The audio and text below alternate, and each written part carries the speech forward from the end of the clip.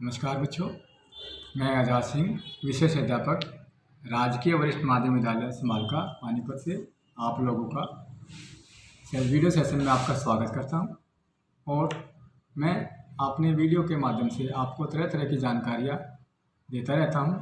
और आज भी मैं जल की विषय में आपको जानकारी दूंगा और इससे संबंधित बहुत सी जानकारी आपको मैं दूंगा।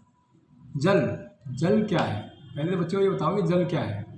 जल को हम हिंदी में पानी, संस्कृत में जल, अंग्रेजी में वाटर, ये विभिन्न भाषाओं में अलग अलग रूप में जाना जाता है। जल हमारा जीवन का एक आधार है। जल के बिना हमारा जीवन नहीं है। जल सभी प्राणियों के लिए एक जीवन का मूलभूत आधार है। इसके बिना हम जीवित नहीं रह सकते। तो जल हम कहाँ हमारे जल के स्रोत हैं, हमें जल कहाँ से मिल सकता है।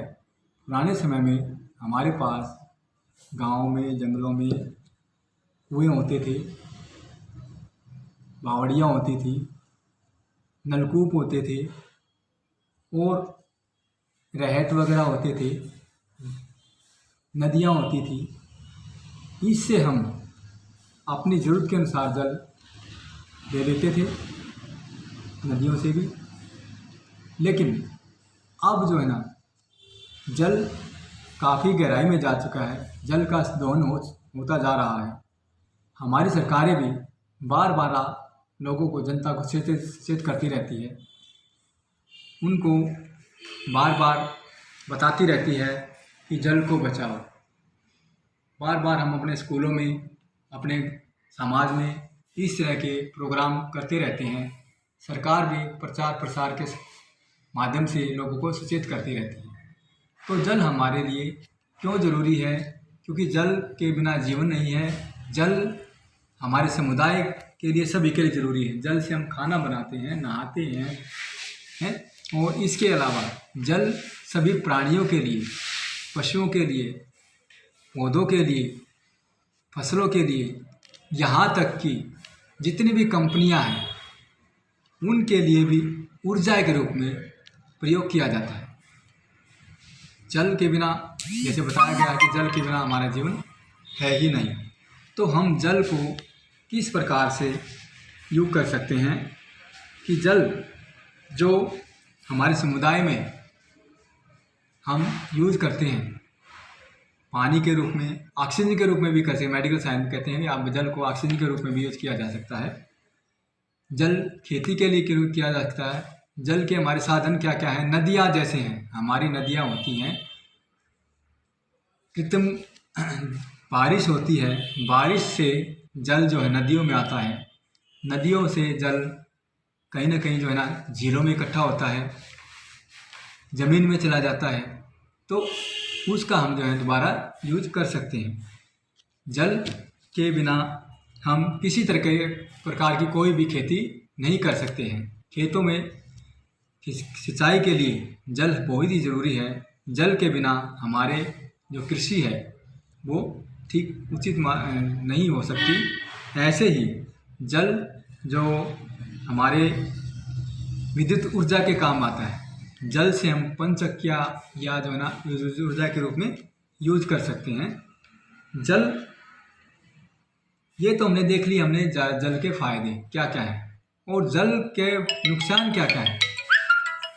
जल जब ज़्यादा मात्रा में हमारे सामने आता है तो वो एक बाढ़ का रूप ले लेता है, जिसके कारण काफ़ी नुकसान।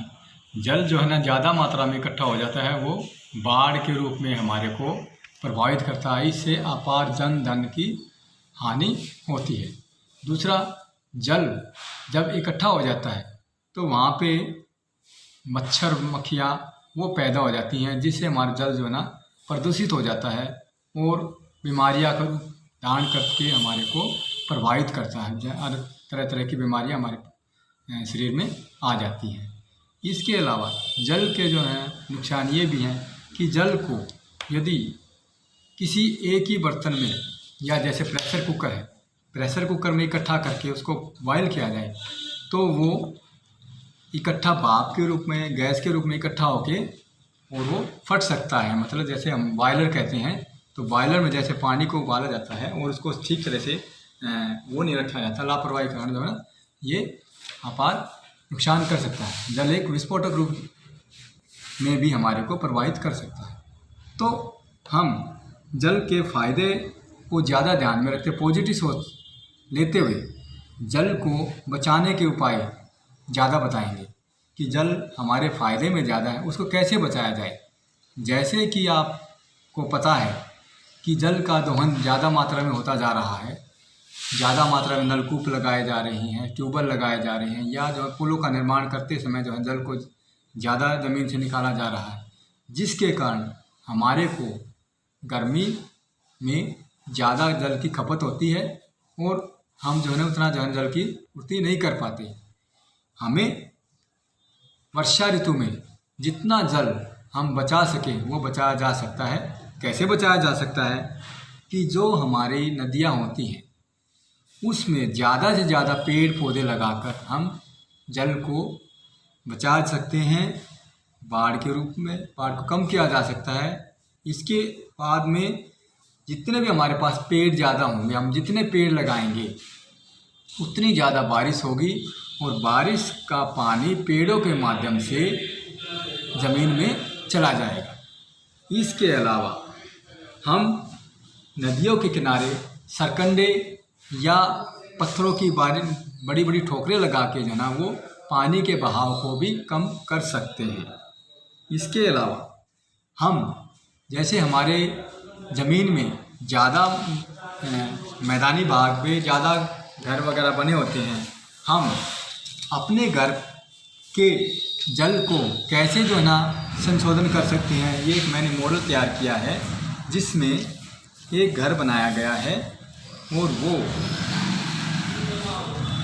जैसे भी बारिश का पानी घर की छत पे होगा तो यहाँ पे एक पाइप दिया गया है, इसके माध्यम से पानी नीचे लेवल पर आएगा और वहाँ पे हमने एक वाटर हार्वेस्टिंग जल को संयोजित करने का एक सिस्टम लगाया है ताकि जल बारिश का पानी जो छत का पानी सारे आंगन का पानी हमारे वाटर हार्वेस्टिंग के तहत ज़मीन में जा सके।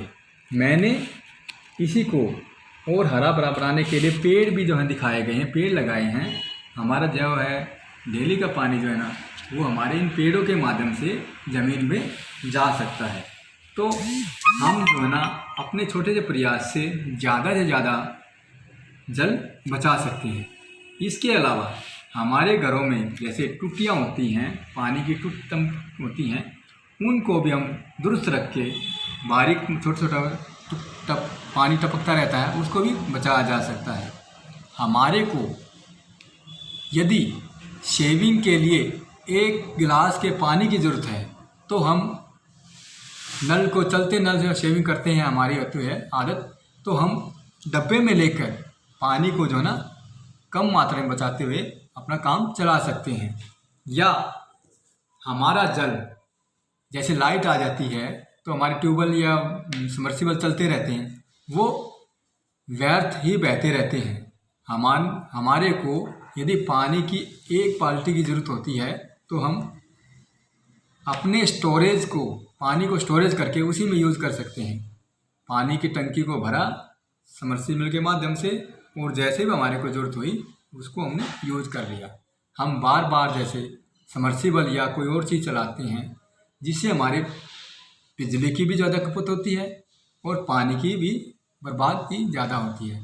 हम जो है ना पानी को संचित करके हम अपने बिजली को भी कम कर सकते हैं और पानी को भी बचा सकते हैं। इसके अलावा जैसे हम कपड़े धोते हैं या अपने पशुओं को नहलाते हैं, कपड़े धोते हैं, कपड़े का बचा हुआ पानी हम अपने घर पे ही यूज़ कर सकते हैं, बिना गिरा के घर में साफ़ सफाई के लिए यूज़ कर सकते हैं। दूसरा, जो पानी हमारा वेस्ट होता है हम पेड़ पौधों में डाल सकते हैं। पशुओं के लिए भी ऐसा ही है कि हम बाल्टी के माध्यम से पशुओं को नहलाना चाहिए, क्योंकि हम जो है ना प्रेशर से पाइप प्रेशर से पानी से पशुओं को नहलाते हैं, इससे हमारा ज़्यादा से ज़्यादा पानी बर्बाद होता है। तो हम जो है ना इस तरह से इन तकनीकों के द्वारा हम ज़्यादा से ज़्यादा जल को बचा सकते हैं। दूसरा, समाज के लोगों को जल बचाओ कार्यक्रम के तहत ज़्यादा से ज़्यादा जागरूक किया जा सकता है और ये छोटी छोटी मुहिमें सरकार द्वारा हमेशा चलती रहती है। हमें इनका सहयोग करके जल को ज़्यादा से ज़्यादा बचा के आने वाले जीवन के लिए संयोजित सुरक्षित रखना चाहिए। धन्यवाद।